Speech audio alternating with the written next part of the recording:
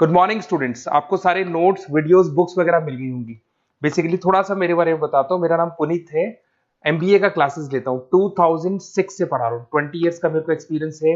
Viju, Poornima, JECRC, Arya, ILM, IRM, IPS business school सब में मैं जा रहा हूँ और एज अ गेस्ट फैकल्टी पढ़ा रहा हूँ। और इवनिंग में मेरा क्लासेस चलता है, ऑनलाइन ऑफलाइन रिकॉर्डेड तीनों मोड पे क्लासेस चलता है। उसके अलावा एक टॉप कॉलेज है एमबीए का, आईएम अहमदाबाद, वहां मैं बच्चों को हर साल लेके जाता हूँ। मुंबई में एआई यूनिवर्सल, यहाँ पे गेस्ट पढ़ा रहा हूँ मैं। जेईसीआरसी में पढ़ा रहा हूँ, आर्या कॉलेज में पढ़ा रहा हूँ। इन कॉलेजेस में मैं पढ़ा रहा हूँ। देखिए, राइटर भी हूँ। 2008 से मैंने बुक्स वगैरह लिखना स्टार्ट कर दिया था। यूट्यूब पे सारे वीडियोस मिल जाएंगे, रिकॉर्डेड लाइव लेक्चर सब कुछ मिल जाएंगे।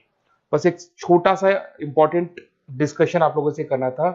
एमबीए आप कहीं से भी करें, थोड़ा सा मेरे से आप डिस्कस करके अगर आप एमबीए ज्वाइन करते हैं तो आप थोड़ा सेफर मोड में रहेंगे। उसका रीजन बताता हूँ क्यों। क्योंकि मेरे को जो एक्सपीरियंस है ना 20 इयर्स का, एमबीए में प्लेसमेंट होगा कि नहीं होगा, कॉलेजेस कैसे पढ़ाते हैं, क्या उनका प्लेसमेंट स्ट्रक्चर है, क्या इंटरनल एक्सटर्नल इन्फॉर्मेशन है, मेन चीज अंदर क्या चल रहा है उनके। क्योंकि मैं तो रेगुलर कॉलेजेस में जा रहा हूँ तो मेरे को पता है कौन से कॉलेज में क्या चल रहा है। तो आप मेरे से थोड़ा सा एडवाइस लेके अगर आप एडमिशन लेते हैं तो थोड़ा सा सेफर जोन में रहेंगे। बाकी आपके डिस्टेंस के ऑनलाइन के एडमिशन, मणिपाल हो गया, एमएटी हो गया, ज्ञान विहार हो गया, तो यहाँ भी आपको अवेलेबल हो जाएंगे। तो आप अगर एडमिशन लेते हैं तो प्लीज मेरे से कंसल्ट करना। हो सकता है कि मैं आपको एक बेस्ट कॉलेज बता पाऊं और एक सेफर जोन में लेके जा पाऊं। क्योंकि एडमिशन लेने के बाद बच्चों को लगता है कि यार गलत जगह चले गए। Okay, best of luck. मेरा नंबर आपके पास है। साथ के साथ अगर आपको कोई और क्वेरी चाहिए तो मेरे को व्हाट्सअप करें या कॉल कर सकते हैं। Okay, best of luck. कभी किसी रेस्टोरेंट या होटल में ऐसा अनुभव हुआ है जहां सब कुछ बिल्कुल सही हो? होता है। खाना शानदार, माहौल एकदम बढ़िया और स्टाफ का व्यवहार इतना अच्छा कि आप सोचें, वाह, क्या कमाल की जगह है। हाँ, बिल्कुल होता है। और उतना ही ज्यादा ये भी होता है कि कहीं जाकर लगता है सब कुछ ठीक था, पर वो मजा नहीं आया। Exactly exactly. या फिर अनुभव इतना खराब हो कि आप कसम खा लेते हैं कि दोबारा वहां कभी नहीं जाएंगे। सही बात है। तो सवाल ये उठता है कि जब कोई अनुभव इतना शानदार होता है तो क्या वो सिर्फ एक अच्छा इत्तेफाक है? मतलब कि उस दिन सब कुछ अपने आप सही हो गया, या इसके पीछे कोई बहुत सोचा समझा, बहुत गहरा सिस्टम काम कर रहा है। हाँ, यही आज के हमारी बातचीत का सेंटर पॉइंट है। क्योंकि अक्सर हमें जो सतह पर दिखता है, कहानी उससे कहीं ज्यादा गहरी और दिलचस्प होती है। बिल्कुल। और आज हम किसी भी सर्विस आधारित संगठन यानी सर्विस ऑर्गेनाइजेशन की सफलता के पीछे के इसी छिपे हुए सिस्टम को समझने वाले हैं। हम ये जानेंगे कि कैसे तीन बिल्कुल अलग अलग लगने वाले विभाग, ऑपरेशंस, मार्केटिंग और ह्यूमन रिसोर्सेज यानी एचआर, असल में एक ही मशीन के तीन सबसे जरूरी पुर्जे हैं। हाँ, और ये तीनों मिलके एक बेहतरीन ग्राहक अनुभव तैयार करते हैं।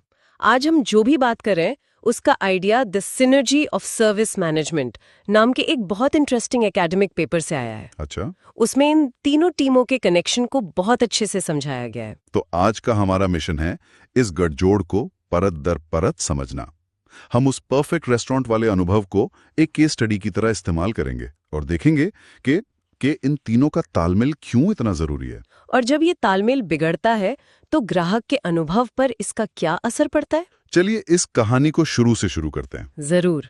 सबसे पहले हमें एक बुनियादी फर्क को समझना होगा। किस चीज में? एक प्रोडक्ट और एक सर्विस में। ये सुनने में बहुत बेसिक लगता है, पर यहीं से पूरा खेल शुरू होता है। अच्छा, जैसे एक फोन एक प्रोडक्ट है और एक हेयर कट एक सर्विस है। बिल्कुल। आप एक फोन खरीदकर घर ला सकते हैं, उसे डब्बे में बंद रख सकते हैं और महीनों बाद इस्तेमाल करना शुरू कर सकते हैं। प्रोडक्ट आपसे अलग है। ठीक है। लेकिन एक सर्विस, जैसे कि वो हेयर कट या एक हवाई जहाज का सफर, उसका उत्पादन और उसका उपभोग एक ही समय पर होता है। अच्छा, ये बात तो सही है।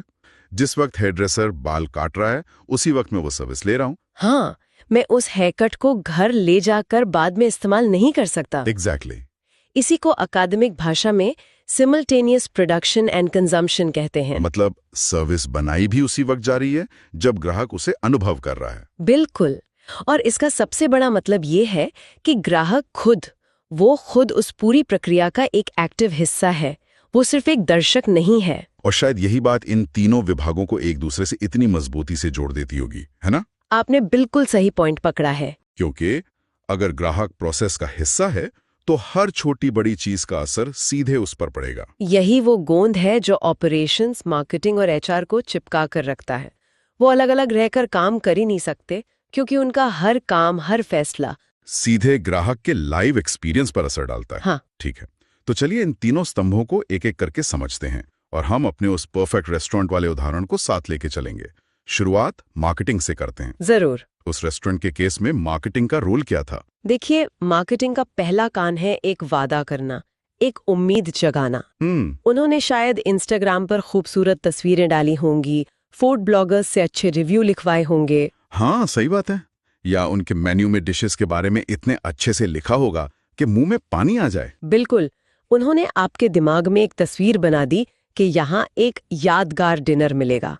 तो मार्केटिंग ग्राहकों की उम्मीदें तय करती है। विज्ञापनों, सोशल मीडिया और प्रमोशन के जरिए वे ग्राहकों को बताते हैं कि उन्हें क्या मिलने वाला है, हमारी सर्विस कितनी अच्छी होगी, कितनी तेजी से मिलेगी, हमारा स्टाफ कितना मददगार होगा। ये सारी कहानी मार्केटिंग ही बुनती है। हाँ, वे एक स्टैंडर्ड सेट कर रहे हैं कि ग्राहक हमसे क्या उम्मीद कर सकता है। ठीक है, तो मार्केटिंग ने एक सपना दिखा दिया, एक स्टैंडर्ड सेट कर दिया, लेकिन किसी को तो उस सपने को हकीकत में बदलना होगा ना? है ना? बिल्कुल। मुझे लगता है यहीं पर ऑपरेशंस टीम का रोल आता होगा। सही पकड़ा। अब आते हैं ऑपरेशंस पर।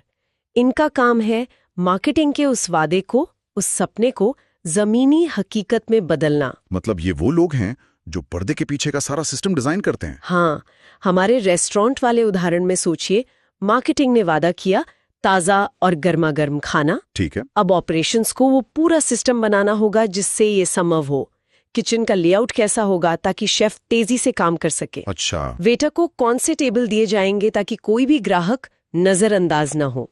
ऑर्डर लेने के लिए कौन सा सॉफ्टवेयर इस्तेमाल होगा ताकि किचन में कोई गलती ना हो। अरे वाह, मतलब खाना टेबल पर कितनी देर में पहुंचेगा और सही तापमान पर होगा या नहीं, ये सब ऑपरेशंस की डिजाइन पर निर्भर करता है। बिल्कुल, वो सर्विस के आर्किटेक्ट हैं। अगर मार्केटिंग ने 15 मिनट में डिलीवरी का वादा किया है, तो ऑपरेशंस को वो सिस्टम बनाना होगा जिससे ये संभव हो सके। वो उस वादे को पूरा करने का ढांचा तैयार करते हैं। हाँ, लेकिन अब इस कहानी में सबसे दिलचस्प मोड़ आता है जब हम इसमें इंसानी पहलू को जोड़ते हैं। एग्जैक्टली। हाँ, क्योंकि सर्विस इंडस्ट्री में खासकर कर्मचारी सिर्फ काम नहीं करते। अरे ये तो सोचने वाली बात है, वे खुद सर्विस का एक बहुत जरूरी हिस्सा होते हैं। उस रेस्टोरेंट में वेटर की मुस्कान या जिस तरह उसने मेन्यू समझाया, वो भी तो मेरे यादगार डिनर का हिस्सा था। आपने बिल्कुल सही नब्ज पकड़ी है। एक फैक्ट्री में मशीन प्रोडक्ट बनाती है और उसकी क्वालिटी काफी हद तक एक जैसी रहती है। सही है। लेकिन एक होटल में रिसेप्शनिस्ट का मूड कैसा है, एक रेस्टोरेंट में वेटर कितना ध्यान दे रहा है, ये सब खुद सर्विस का हिस्सा है। आप इन्हें प्रक्रिया से अलग कर ही नहीं सकते। और यहीं पर हमारा तीसरा और शायद सबसे जरूरी स्तंभ आता है, ह्यूमन रिसोर्सेज यानी एचआर। जी, यहीं पर एचआर की भूमिका सबसे ज्यादा महत्वपूर्ण हो जाती है। एचआर का काम सिर्फ लोगों को नौकरी पर रखना और सैलरी देना नहीं है। तो क्या है? उनका असली काम है सही लोगों की भर्ती करना।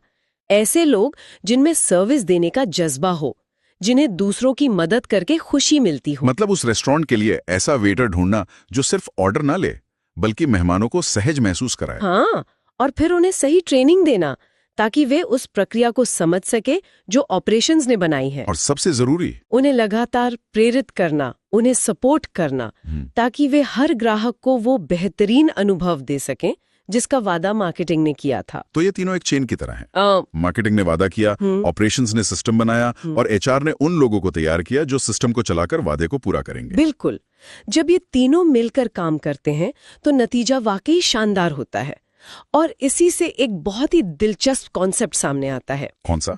Internal marketing. Internal marketing? ये शब्द मैंने पहले नहीं सुना। मतलब आप कह रही हैं कि कंपनी अपने कस्टमर से पहले अपने एम्प्लॉयज को पिच करती है? एक तरह से हाँ। ये तो बिल्कुल उल्टा लगता है, पर इसमें दम है। बिल्कुल।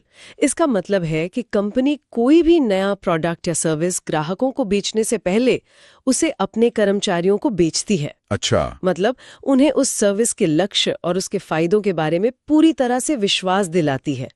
ये एचआर और मार्केटिंग विभाग मिलकर करते हैं। तो वे कर्मचारियों को कंपनी के विजन से जोड़ते हैं, उन्हें सूचित और प्रेरित रखते हैं। हाँ। अरे ये तो सोचने वाली बात है।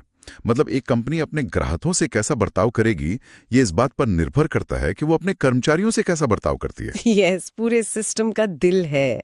सिद्धांत बहुत सरल और शक्तिशाली है। संतुष्ट कर्मचारी ही ग्राहकों को संतुष्ट रख सकते हैं।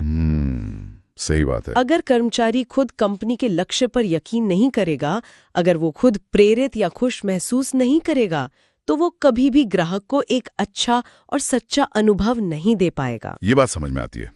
शायद इसलिए कुछ कंपनियों में काम करके इतनी अच्छी फीलिंग आती है और कुछ में नहीं। बिल्कुल। लेकिन मुझे लगता है कि ये सिस्टम सिर्फ एक तरफा नहीं चलता होगा। मतलब ऐसा तो नहीं है कि ऊपर से आदेश आए और नीचे सबने मान लिया। ये सिस्टम खुद को बेहतर कैसे बनाता है? बहुत अच्छा सवाल है। ये एक लगातार चलने वाला चक्र है, जिसे हम फीडबैक लूप कह सकते हैं। Feedback loop? हाँ, यही इस पूरे सिस्टम को जिंदा और बेहतर बनाता रहता है। तो ये काम कैसे करता है? इसकी शुरुआत कहाँ से होती है? इसकी शुरुआत भी ग्राहक से ही होती है। मार्केटिंग विभाग सर्वे, ऑनलाइन रिव्यू, अच्छा, और सीधे बातचीत के जरिए ग्राहकों से फीडबैक इकट्ठा करता है। हमारे रेस्टोरेंट वाले केस में मान लीजिए आपने ज़ोमैटो पर एक रिव्यू लिखा। ठीक है, मैंने लिखा कि खाना बेहतरीन था लेकिन म्यूजिक बहुत लाउड था। अब इस फीडबैक का क्या होगा? यहीं पर ये लूप पूरा होता है। एक अच्छी कंपनी में ये फीडबैक सिर्फ मार्केटिंग की रिपोर्ट में बंद होकर नहीं रह जाता। तो इसे 2 महत्वपूर्ण जगहों पर भेजा जाता है। पहला, ऑपरेशंस विभाग के पास, ताकि वे अपनी प्रक्रिया और सिस्टम में सुधार कर सकें। जैसे मेरे केस में रेस्टोरेंट का मैनेजर तुरंत म्यूजिक का वॉल्यूम लेवल सेट करने का एक स्टैंडर्ड बना देगा। एग्जैक्टली। और दूसरा, ये फीडबैक एचआर विभाग के पास जाता है, कर्मचारियों की ट्रेनिंग में सुधार के लिए। हाँ, मान लीजिए कई ग्राहकों ने लिखा कि वेटर बहुत जल्दी में लग रहा था, तो एचआर उस वेटर या पूरी टीम को बेहतर टाइम मैनेजमेंट या ग्राहक से बात करने के तरीके पर ट्रेनिंग दे सकता है। मतलब ग्राहक की आवाज सीधे उन लोगों तक पहुंचती है जो सर्विस को डिजाइन कर रहे हैं और जो उसे दे रहे हैं। यकीनन। इससे तो सर्विस की क्वालिटी लगातार सुधरती रहती होगी। बिल्कुल, ये निरंतर सुधार का एक चक्र है। मार्केटिंग सुनता है, ऑपरेशन सुधारता है और एचआर सिखाता है।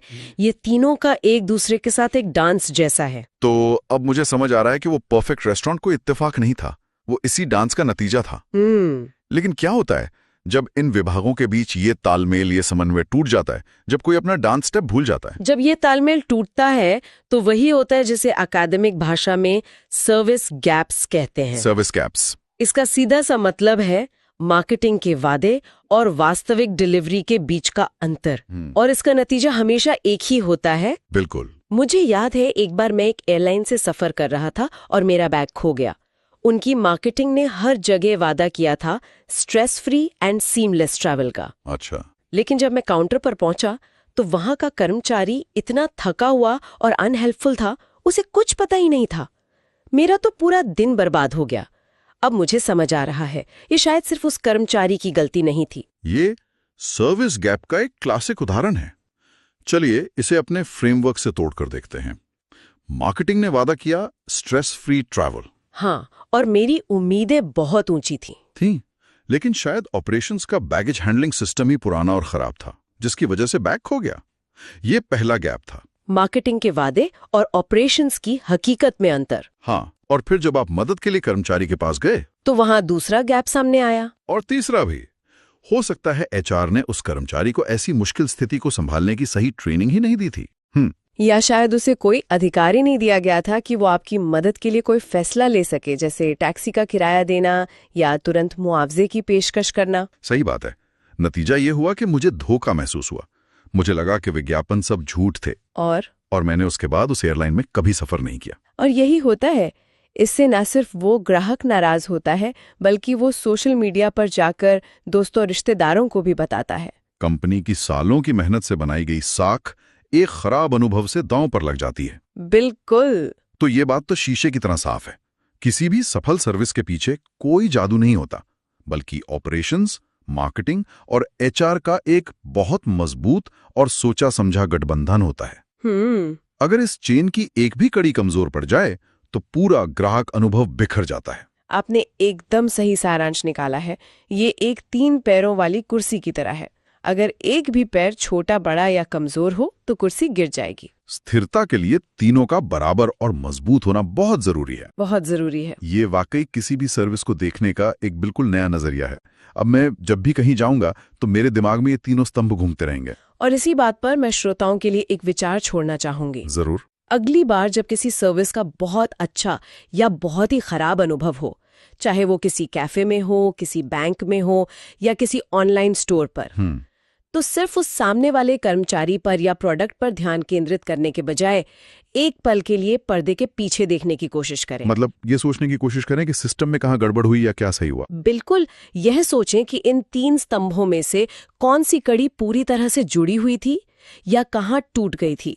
क्या मार्केटिंग का वादा कुछ ज्यादा ही बड़ा था जिसे पूरा करना नामुमकिन था, या क्या ऑपरेशंस की प्रक्रिया में ही कोई कमी थी, जैसे पुराना सॉफ्टवेयर या स्टाफ की कमी। हाँ, जिससे कर्मचारी चाहकर भी अच्छी सर्विस नहीं दे पा रहा था।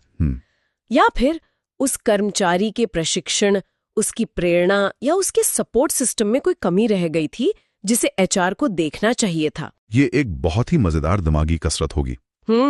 इससे हम सिर्फ एक नाराज या खुश उपभोक्ता से बढ़कर एक विश्लेषक की तरह सोचने लगेंगे। हाँ, ये आपको किसी भी संगठन की कार्यप्रणाली की एक गहरी समझ देगा और आपको दिखेगा कि एक छोटी सी मुस्कान या एक बड़ी सी शिकायत के पीछे एक पूरा सिस्टम काम कर रहा होता है।